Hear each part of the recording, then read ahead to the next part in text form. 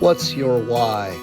In this webcast series, we will interview influential people from many different backgrounds. Our goal is to discover their purpose, their passion, and why they chose the path they are on. Hey, everybody, welcome to What's Your Why? I'm super honored today to have Mikel Bowman for Bowman Legacies. How are you, Mikel? I'm wonderful. How are you? I'm really well, and I'm super excited to have you. I followed you on LinkedIn for so many years, and I've been inspired by so many of your posts, and it's great to, get the chance to meet you and talk with you this morning and learn a little bit about, kind of what makes you you. And I think your why is fantastic. The last couple What's Your Whys I filmed have been related to injuries, that happened in the workplace and how they change people's lives. And in your case, you come out of leadership in a wide variety of industries, and and I like to, the viewers to learn a little bit about your path in leadership. How did you get where you are today? It all started with a guy who cared. His name was Perry Sanders, and always strive to mention him every time I'm on a podcast or every time I'm speaking around the country. And Perry looked at me one day and he said, Michael, I see greatness in you. And not having, it was the first conversation I ever had with the guy, but he did know me through other people. And I thought he was hitting on me. I'm going to be honest. I'm like, hey, this guy's hitting on me because I had never had anyone ever tell me anything like that. And then for the next 7 years, I had the privilege of him mentoring me and me working for him in a non-for-profit, and he showed me how to lead. He showed that I had greatness within me and I could capitalize on that greatness and have confidence in it no matter where I went. He also pointed out to me that guess what? That greatness is not there just to help you, but it's there to help others, and others have it too.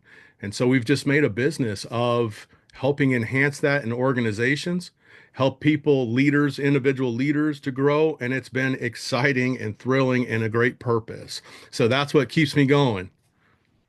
Well, I know when we were talking earlier, you shared, a lot of things about how you view leadership and the importance of culture and developing people. And like you, I had a mentor, a guy named Mark Hendricks, who, for no reason whatsoever, decided to take me under his wing and open doors for me that put me where I'm sitting today. We don't get where we are today all by ourselves. We Yeah. get where we are by the help of other people. And I think that our payment for that is to hold the door for the next one in line. And I know you're a big believer in that. So you're a very passionate leader. You're a very passionate influencer. And I could tell you really love people. What inspired you kind of to become so outspoken and to take this path from standard or traditional corporate management into more of a leadership, coaching, mentoring, and leader development path? When I was working for the last company I was working before we started Bowman Legacies, I had all these CEOs and presidents reaching out to me on LinkedIn wanting to be mentored and asking me all these questions. And I found that like I didn't want to turn them away because some of these people were in dire situations. You know, their marriages were ending because they've been this savage, they've been growing this elite, organization, and then but their personal life was a disaster. And honestly, they had built they built this thing for their personal life, right? They had built it so they could have a great personal life, but the balance wasn't there and they needed help. And so I couldn't turn them away. And so I asked my wife one day, I said, I can make a business out of this. And I think these people need my help. And I am one of those people, I cannot stand to see an injured animal and not want to help, or an injured person and not want to help. It's just not okay for me. Maybe for other people, they don't mind walking away. I have a very difficult time doing that. And so for us, and I don't know if I'm answering your question here, but for us, we've made a lifestyle into a business. And we also realize that we can make our pain our purpose. And if we make our pain our purpose, it brings progress. So I grew up in a very emotionally deficit environment where, when you get abused as a child, both verbally and physically, you are a lot of times are emotionally stunted. And I was hurting and didn't know it. I needed help and didn't know it. And when Perry reached into me, it revolutionized my life, and it just made me want to do that for other people. Well, I can see that too, that sometimes showing vulnerability when you've grown up with your back against the wall in some way or another, it could be divorce, it could be abuse. By showing vulnerability, you show weakness, and it's kind of like the old adage that men don't cry, right? They don't show Right. their emotion, and it's really important that we get in tune and in touch with these things, or we're not connected, we're not human, we're not related to people. Now, you Mhm. talked a little bit when we were talking earlier about servant leadership, and that's an area, I don't want to say a topic of contention, but some believe that servant leadership is the key to really opening people, and others believe that servant leadership is too democratic and can sometimes lead to a lack of accountability. And I've become a real firm believer that servant. I've always been a servant leader. That's who I am. I'm made that way for reasons I don't know. But what I haven't done really well is create super clear expectations and then trust and verify and make sure that I get total accountability out of it. And I'm guessing that this is probably a topic you've heard from other leaders that you've spoken with in the past, right? I think that culturally, businesses and teams, they have these pendulum shifts. And what we strive to do is bring balance to that. I am a firm believer, and I've said this many times before, that accountability is the chief cornerstone to any good culture in any team. Accountability, though, it becomes a dirty word. Like discipline is this dirty word. But really, discipline comes from the Latin. Actually, we hear it even, it's one of the earliest words when it came back from the Mycenaeans. And what it's a military term that simply just means to teach, to train. We see it in different ways: disciplinos, discipline, and disciplina. And so, accountability and discipline, it goes hand in hand, but there's a right way to do it. We don't have to swing that pendulum so hard. And in a world where we are really trying to fight for people to stay with us, to recruit and come into our organizations. We're at this deficit of employees where we're just struggling to keep them.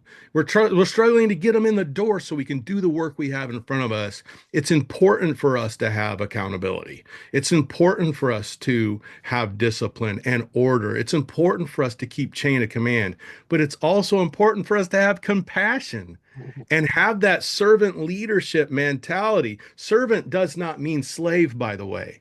Servant is a hired person, not an enslaved person.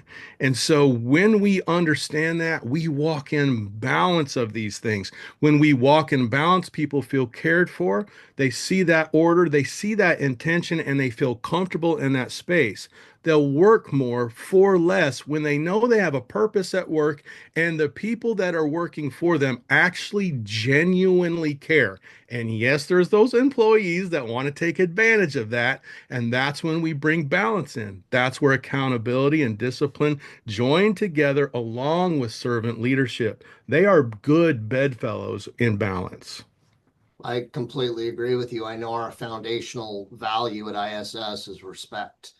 And by truly believing in and committing to respect, no matter how people treat you or how they interact with you, it really drives that culture of engagement. It shows, I think just showing that you truly care creates that engagement we talked about.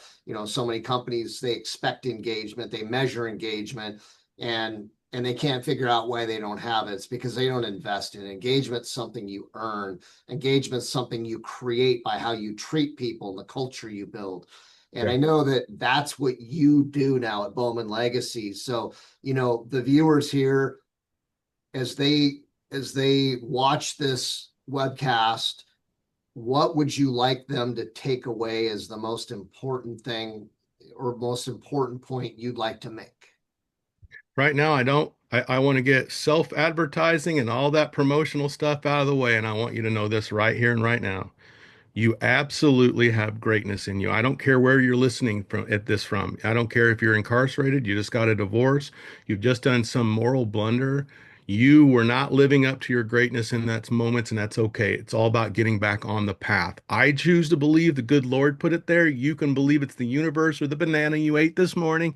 I don't care. I have counseled, I have led, I have grown at this point thousands of people in my career, and every single one of them had a unique greatness to them that if they chose to see it and live up to them, it skyrocketed them in their career, their married life, and their families, in their communities. Don't give up on you.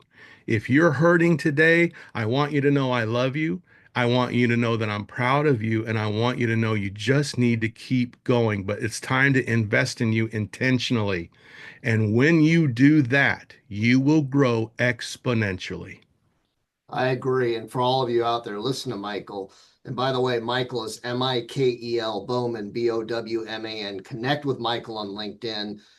Follow Michael. Yeah, I mean, he's very inspirational. And I think you made a really important point. You know, the American dream is this idea that we can all be great.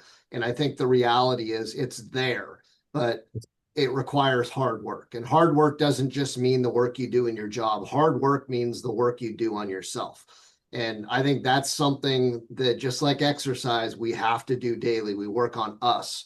And I believe strongly, and it's my personal belief, that if you focus on developing others, I know you do, Michael, if you focus on other people and investing in helping people get what they want and become better, you'll receive everything that you could ever imagine and dream of. And I think that all of us, as we walk away, should focus. You know, the why is other people, help others. We make the biggest difference, and our legacy is the leaders we create by choice, by choosing to help others as a servant leader. And if we take that path, no matter what role we're in, I don't care if you're a carpenter on the front line, a laborer, I don't care if you're cleaning toilets or that you're the president of a Fortune 100 company. It's the same thing, one way or the other. So, you know, for people who would like to have you either one, come speak at an event, two, maybe hold webinars for their leadership teams, whatever it may be, whatever their needs, how do people get a hold of you? What's the best way? The best way is through our website at bowmanlegacies.com. That's bowmanlegacies.com.